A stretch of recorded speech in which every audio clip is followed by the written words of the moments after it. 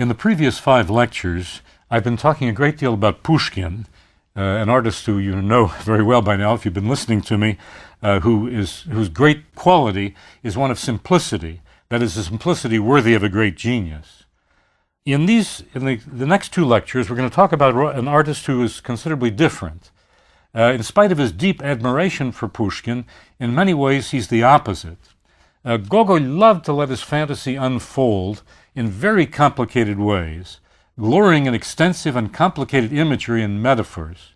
Furthermore, he was a master of grotesque humor, developing absurd situations where noses mysteriously disappear from people's faces, and artists see visions which are the opposite of what they seek to create. His world is often manipulated by a devil as strong and perverse as any fiend found in medieval literature, and believe me, some of them are pretty fiendish. He was perhaps most strikingly caught by the very perceptive critic Vladimir Nabokov, who wrote, "Yes, let's have a picture of Gogol's nose, not his face and shoulders or anything like that, but his nose, a big, solitary, sharp nose, neatly outlined in ink, like the enlarged figure of some important part of a curious zoological specimen." Pushkin talks about the whole situation, the whole person, the whole feeling. Gogol talks about the part, often that nasty, dirty, wincy little part that you hide inside of you, behind which hides, who do you think? Nobody else but the devil. It's a very impressive kind of artistry, a very impressive kind of approach to the world, if somewhat gloomy in its own way. Gogol was not born in Russia proper, but he was rather born in the city of Poltava, a historically very famous city in the Ukrainian part of what used to be the Tsarist Empire. He was quite well acquainted with the folk traditions, with the language, with the somewhat different coloration of life as it was in Ukraine as contrasted to Russia. And of course, particularly in his early work, he brought this in a very powerful way. Some of his early stories were called Evenings at Dikanka, not far from a place called Dikanka, an imaginary place that Gogol created in Ukraine, was a rather impressive start for a young man. Pushkin read these stories and had something very nice to say about them. He said, "This is an astounding book. Here's fun for you, authentic fun of the frankest kind, without anything maudlin or prim about it. And moreover, what poetry, what delicacy of sentiment in certain passages." He caught the fun, he caught the humor of Gogol, and he said there's nothing maudlin or prim. Well, certainly not prim. Whether or not it was maudlin, I suppose, is open to argument. But an enormous feeling, an enormously deep feeling comes across that somehow manages to get inside the reader who's doing it.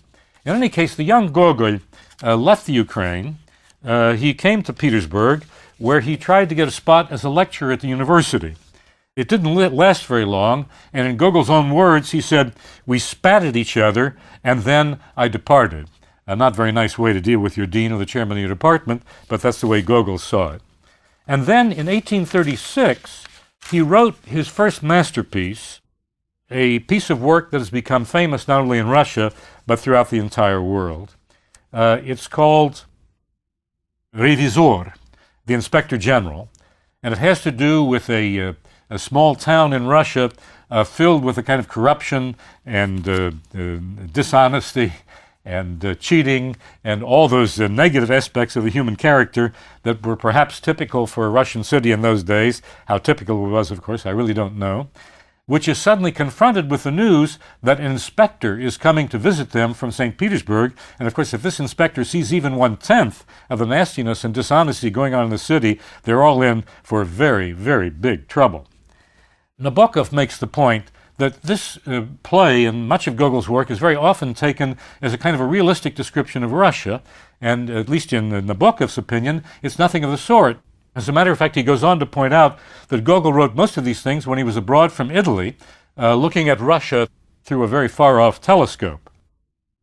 In any case, if you even look at the characters in this marvelous play, you get a sense of what's going on. There's a wonderful police chief named Держиморда, which means grab him by the kisser, grab him by the mug. And as a matter of fact, the epigraph of the whole play is done in rather strange slang in Russian. На зеркало нечего пенять, коли рожа крива. A rather weak attempt on my part to translate it. Don't gripe at the mirror if it's your damn kisser that's crooked. That's roughly the sense of the quotation. And of course, Yerzy Morda, the policeman, is a good case in point. Then there are in a way, my favorite names in Russian, the two characters named Bobchinsky and Dobchinsky. Bobchinsky, Dobchinsky. Matter of fact, a friend of mine and I renamed two islands off the north of Ireland by that name. They're помещики, that is to say, local landowners, who are small characters but have tiny little pot bellies. And I love the picture of these thin characters who have pot bellies. Then there's the warden of charities who's named Zemlyanika, or strawberry.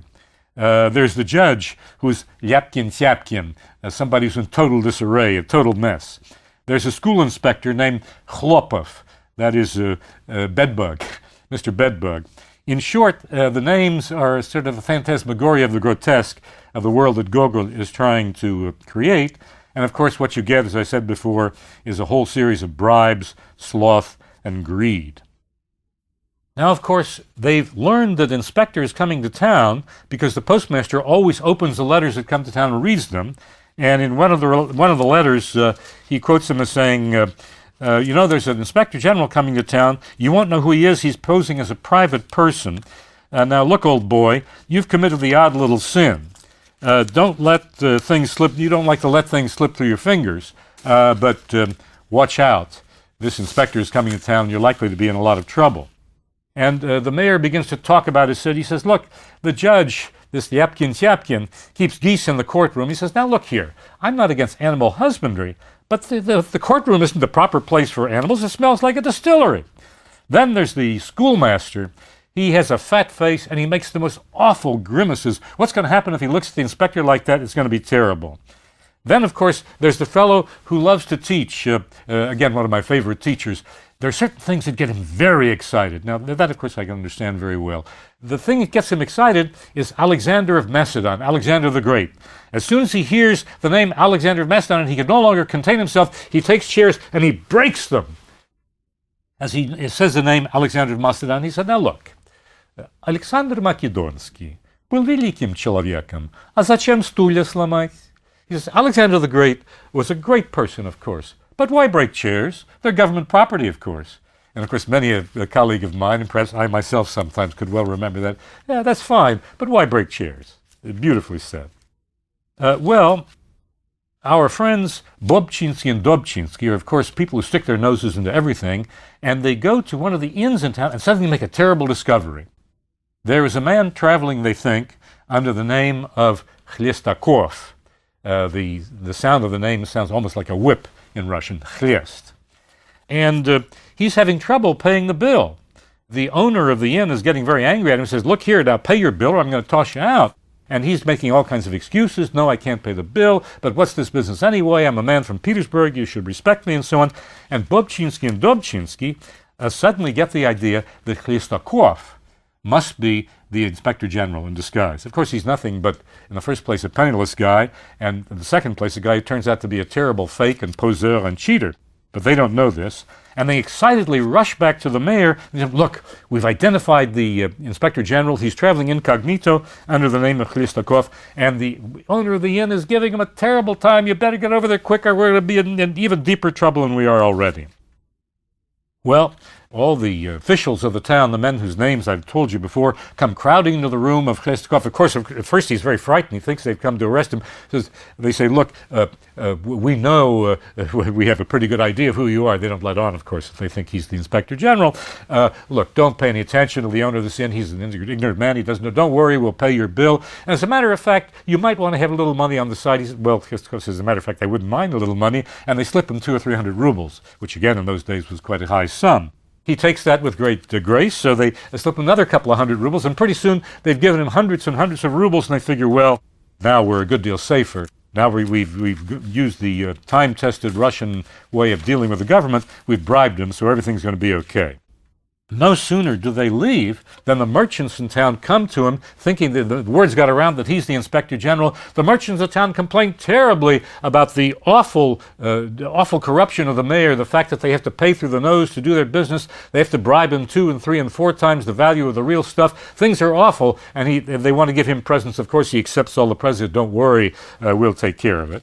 And then Chlestakov goes to the house of the mayor, who is graciously inviting him, of course thinking he's the inspector general, and he sees both the mayor's wife and the mayor's daughter, both of them rather fair of face, and he says, well, that's not bad. So he makes love, he attempts to make love, both to the mayor's wife and to the mayor's daughter. You can imagine how Gogol milks that particular scene, and he talks about the important people that he knows in Petersburg. He says, oh yes, Pushkin, Push, says, brother Push, he says, he's my old buddy, we talk to him all the time. And he said, you know something, I get a very special soup in Petersburg. It's a soup that's brought hot directly from Paris on a ship. Imagine a pot of soup brought from Paris on a ship, which takes 2 or 3 days to get to Petersburg, and it's the most delicious soup that you've ever tasted. I tell you, there's nothing in this world like a French soup. Chlestakov's lies become more and more fantastic, and Gogol, of course, has a wonderful time playing with the grotesque fantasy about the dreams that Chlestakov has and makes up about his life in Petersburg. All the while, of course, making love, or at least attempting to make love, both to the mayor's daughter and to the mayor's wife. You can probably understand the kind of jealousy that this brings up. And of course, the officials of the city vie with each other, and then all of a sudden they hear something. There's a rumor that the policeman has beaten an old woman, has beaten a widow. They say, what are you doing, beating a widow when the inspector's coming? He says, no, look, I didn't beat her. They said, well, look, if you didn't beat her, who did? And she says, she beat herself. All of these excuses, of course, these lame-brained excuses are put forward by the officials of the town, and of course, the more you hear them, the more comic and the more grotesque it comes. Well, Chlestakov, by this time, is loaded up with a huge number of bribes, with all the goods that the merchants ply him with the promise of love, both of the mayor's wife and the mayor's daughter. Furthermore, he's promised the mayor all kinds of things when he gets home, that he'll do his best to get a good position for him. The mayor has a wonderful fantasy about what he's going to do now that his daughter is connected with this important official, how he's going to be a rich man. Nobody's going to be able to say anything to him. He can do whatever he wants to. And they make sure that he gets the fastest troika out of town. A troika, of course, is kind of a carriage pulled by 3 horses, which was the fastest means of transportation in those days. You might say the jet airplane at the beginning of the 19th century.